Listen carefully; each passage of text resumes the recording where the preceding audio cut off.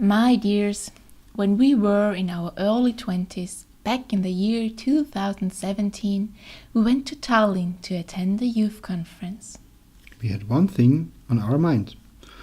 What can we do to fight exclusion and discrimination that we have observed so many times in our life? We met this girl from Valetta, or where was she from again? Who was really worried about climate change, and she convinced us that we all should do something against it together.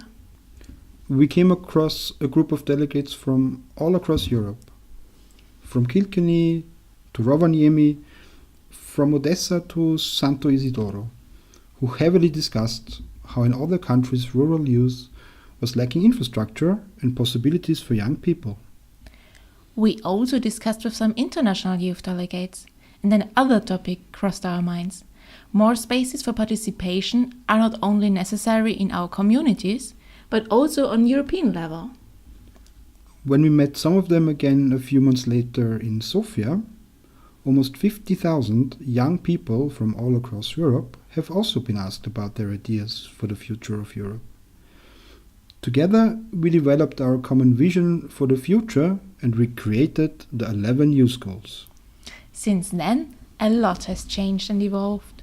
And this is why your life is different, and probably somewhat better in many aspects from ours back then. Now we have so many more resources that foster an inclusive society. Have you ever even heard about the term hate crime? Can you imagine that this was a big issue back in the days? Many of us activists from back then changed also personally in our lives and behavior, because we realized how much we could do ourselves to protect the environment. But also policies needed to change, and that could only be done by working together. The rural and remote areas haven't always had such a positive reputation as they have nowadays. Imagine.